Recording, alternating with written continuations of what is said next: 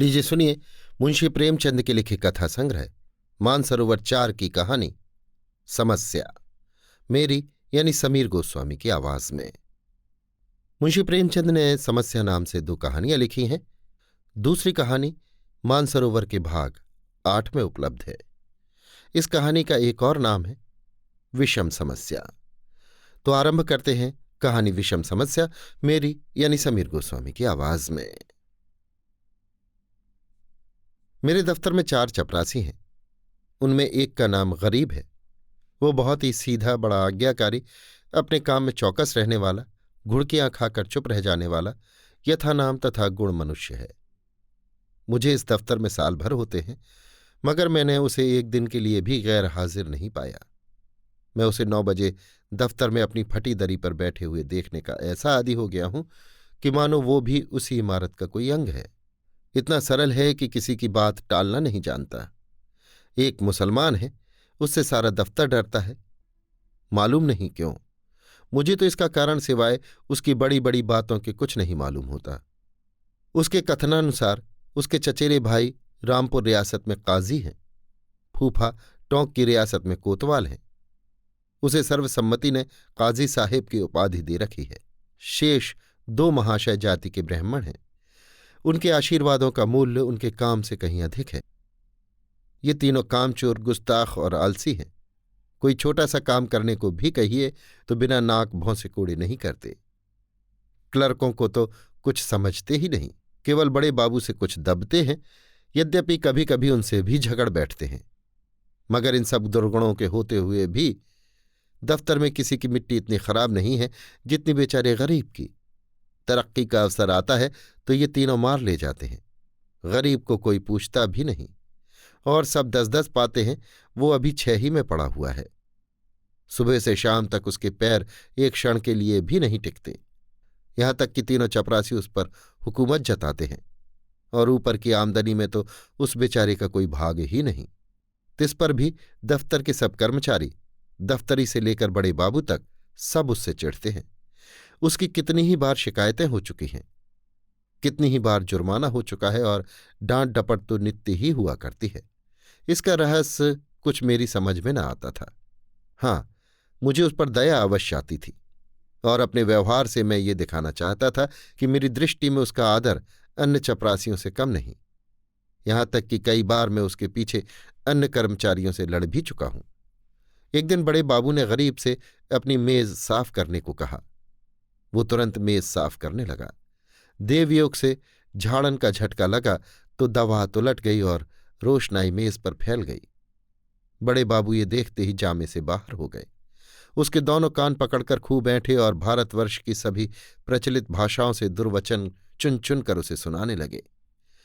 बेचारा गरीब आंखों में आंसू भरे चुपचाप मूर्तिवत खड़ा सुनता था, मानो उसने कोई हत्या कर डाली हो। मुझे बड़े बाबू का जरा सी बात पर इतना भयंकर रौद्र रूप धारण करना बुरा मालूम हुआ। यदि किसी दूसरे चपरासी ने इससे भी बड़ा कोई अपराध किया होता तो भी उस पर इतना वज्र प्रहार न होता। मैंने अंग्रेजी में कहा, बाबू साहब, आप ये अन्याय कर रहे हैं। उसने जानबूझकर तो रोशनाई गिराई नहीं। इसका इतना कड़ा दंड अनौचित्य की पराकाष्ठा है। बाबूजी ने नम्रता से कहा, आप इसे जानते नहीं, बड़ा दुष्ट है। मैं तो उसकी कोई दुष्टता नहीं देखता। आप अभी उसे जानते नहीं, एक ही पाजी है। इसके घर 2 हलों की खेती होती है, हजारों का लेन देन करता है, कई भैंसें लगती हैं। इन्हीं बातों का इसे घमंड है। घर की ऐसी दशा होती तो आपके यहां चपरासगिरी क्यों करता? विश्वास मानिए, बड़ा पौढ़ा आदमी है और बला का मक्खी चूस। यदि ऐसा ही हो तो भी कोई अपराध नहीं है। अजी, अभी आप इन बातों को नहीं जानते। कुछ दिन और रहिए तो आपको स्वयं मालूम हो जाएगा कि ये कितना कमीना आदमी है। एक दूसरे महाशय बोल उठे, भाई साहब, इनके घर मनो दूध दही होता है, मनो मटर ज्वार चने होते हैं, लेकिन इसकी कभी इतनी हिम्मत न हुई कि कभी थोड़ा सा दफ्तर वालों को भी दे दे। यहां इन चीजों को तरस के रह जाते हैं, तो फिर क्यों ना जी चले। और ये सब कुछ इसी नौकरी की बदौलत हुआ है, नहीं तो पहले इसके घर में भुनी भांग भी न थी। बड़े बाबू कुछ सकुचा कर बोले, ये कोई बात नहीं, उसकी चीजें किसी को दे या न दे, लेकिन ये बिल्कुल पशु है। मैं कुछ कुछ मर्म समझ गया। बोला, यदि ऐसे तुच्छ हृदय का आदमी है तो वास्तव में पशु ही है। मैं ये ना जानता था। अब बड़े बाबू भी खुले, संकोच दूर हुआ। बोले, इन सौगातों से किसी का उबार तो होता नहीं, केवल देने वाले की सहृदयता प्रकट होती है, और आशा भी उसी से की जाती है जो इसी योग्य हो। जिसमें सामर्थ्य ही नहीं, उससे कोई आशा नहीं करता। नंगे से कोई क्या लेगा? रहस्य खुल गया। बड़े बाबू ने सरल भाव से सारी अवस्था दर्शा दी थी। समृद्धि के शत्रु सब होते हैं, छोटे ही नहीं बड़े भी।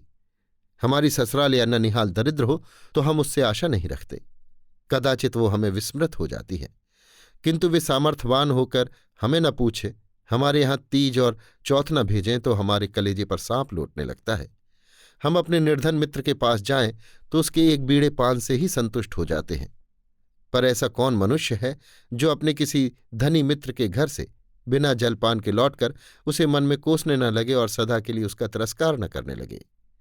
सुदामा कृष्ण के घर से यदि निराश लौटते तो कदाचित वो उनके शिशुपाल और जरासंध से भी बड़े शत्रु होते।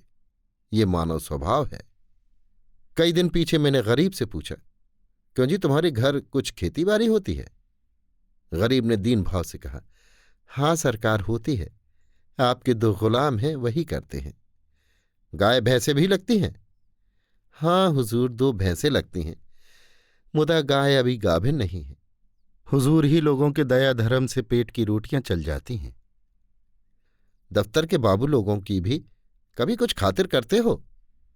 गरीब ने अत्यंत दीनता से कहा, हुजूर मैं सरकार लोगों की क्या खातिर कर सकता हूं? खेती में जौ चना मक्का ज्वार के सिवा और क्या होता है? आप लोग राजा हैं, ये मोटी झोंटी चीजें किस मुंह से आपकी भेंट करूं? जी डरता है कहीं कोई डांट न बैठे, किस टके के आदमी की इतनी मजाल।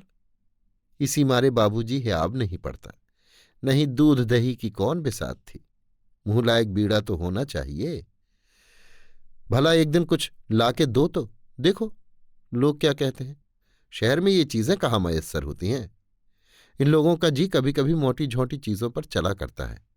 जो सरकार कोई कुछ कहे तो कहीं साहब से शिकायत कर दे तो मैं कहीं का न रहूं। इसका मेरा जिम्मा है, तुम्हें कोई कुछ न कहेगा। कोई कुछ कहेगा तो मैं समझा दूंगा। तो हुजूर आजकल तो मटर की फसल है, चने के साग भी हो गए हैं और कोलू भी खड़ा हो गया है। इसके सिवा तो और कुछ नहीं है। बस तो यही चीजें लाओ। कुछ उल्टी सीधी पड़े तो हुजूर ही संभालेंगे। हाजी कह तो दिया कि मैं देख लूंगा। दूसरे दिन गरीब आया तो उसके साथ 3 हष्टपुष्ट युवक भी थे। 2 के सिरों पर 2 टोकरियां थीं, उनमें मटर की फलियां भरी हुई थीं। एक के सिर पर मटका था, उसमें ऊख का रस था।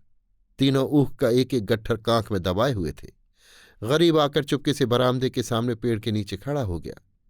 दफ्तर में आने का उसे साहस नहीं होता था, मानो कोई अपराधी है। वृक्ष के नीचे खड़ा था कि इतने में दफ्तर के चपरासियों और अन्य कर्मचारियों ने उसे घेर लिया। कोई ऊख लेकर चूसने लगा, कई आदमी टोकरों पर टूट पड़े। लूट मच गई। इतने में बड़े बाबू भी दफ्तर में आ पहुंचे। ये कौतुक देखा तो उच्च स्वर में बोले, ये क्या भीड़ लगा रखी है, अपना अपना काम देखो। मैंने जाकर उनके कान में कहा, गरीब अपने घर से ये सौगात लाया है, कुछ आप ले लीजिए, कुछ इन लोगों को बांट दीजिए। बड़े बाबू ने कृत्रिम क्रोध धारण करके कहा, क्यों गरीब, तुम ये चीज यहां क्यों लाए? अभी लौटा ले जाओ, नहीं तो मैं सांप से रपट कर दूंगा। कोई हम लोगों को मलूका समझ लिया है? गरीब का रंग उड़ गया, थर थर कांपने लगा। मुंह से एक शब्द भी न निकला। मेरी ओर अपराधी नेत्रों से ताकने लगा। मैंने उसकी ओर से क्षमा प्रार्थना की। बहुत कहने सुनने पर बाबू साहब राजी हुए। सब चीजों में से आधी आधी अपने घर भिजवाई, आधी में अन्य लोगों के हिस्से लगाए गए। इस प्रकार ये अभिनय समाप्त हुआ। अब दफ्तर में गरीब का मान होने लगा। उसे नित्य घुड़कियां न मिलती, दिन भर दौड़ना न पड़ता, कर्मचारियों के व्यंग और अपने सहवर्गियों के कटु वाक्य न सुनने पड़ते। चपरासी लोग स्वयं उसका काम कर देते। उसके नाम में भी थोड़ा सा परिवर्तन हुआ। वो गरीब से गरीब दास बना। स्वभाव में भी कुछ तब्दीली पैदा हुई। दीनता की जगह आत्मगौरव का उद्भव हुआ। तत्परता की जगह आलस्य ने ले ली। वो अब कभी देर करके दफ्तर आता, कभी कभी बीमारी का बहाना करके घर बैठा रहता। उसके सभी अपराध अब क्षम्य थे। उसे अपनी प्रतिष्ठा का गुर हाथ लग गया था। वो अब 10वें 5वें दूध दही आदि लाकर बड़े बाबू की भेंट किया करता। देवता को संतुष्ट करना सीख गया। सरलता के बदले अब उसमें काइयापन आ गया। एक रोज बड़े बाबू ने उसे सरकारी फॉर्मों का पार्सल छुड़ाने के लिए स्टेशन भेजा। कई बड़े बड़े पुलिंदे थे, ठेले पर आए। गरीब ने ठेले वालों से 12 आने मजदूरी तय की थी। जब कागज दफ्तर में गए तो उसने बड़े बाबू से 12 आने पैसे ठेले वालों को देने के लिए वसूल किए। लेकिन दफ्तर से कुछ दूर जाकर उसकी नीयत बदली, अपनी दस्तूरी मांगने लगा। ठेले वाले राजी न हुए। इस पर गरीब ने बिगड़कर सब पैसे जेब में रख लिए और धमका कर बोला, अब एक फूटी कौड़ी भी न दूंगा, जाओ जहां चाहे फरियाद करो, देखें क्या बना लेते हो। ठेले वालों ने जब देखा कि भेंट न देने से जमा ही गायब हुई जाती है तो रो धोकर 4 आने पैसे देने पर राजी हुए। गरीब ने अठन्नी उनके हवाले की, 12 आने की रसीद लिखवाकर उनके अंगूठे के निशान लगवाए और रसीद दफ्तर में दाखिल हो गई। ये कुतूहल देखकर मैं दंग रह गया। ये वही गरीब है जो महीने पहले सरलता और दीनता की मूर्ति था, जिसे कभी चपरासियों से भी अपने हिस्से की रकम मांगने का साहस न होता था, जो दूसरों को खिलाना भी न जानता था, खाने का तो जिक्र ही क्या। ये स्वभावांतर देखकर अत्यंत खेद हुआ। इसका उत्तरदायित्व किसके सिर था? मेरे सिर, जिसने उसे चढ़ड़पन धूर्तता का पहला पाठ पढ़ाया था। मेरे चित्त में प्रश्न उठा, इस काइयापन से जो दूसरों का गला दबाता है, वो भोलापन क्या बुरा था जो दूसरों का अन्याय सह लेता था? वो अशुभ मुहूर्त था जब मैंने उसे प्रतिष्ठा प्राप्ति का मार्ग दिखाया, क्योंकि वास्तव में वो उसके पतन का भयंकर मार्ग था। मैंने बाह्य प्रतिष्ठा पर उसकी आत्म प्रतिष्ठा का बलिदान कर दिया। अभी आप सुन रहे थे मुंशी प्रेमचंद के लिखे कथा संग्रह मानसरोवर 4 की कहानी विषम समस्या, मेरी यानी समीर गोस्वामी की आवाज में।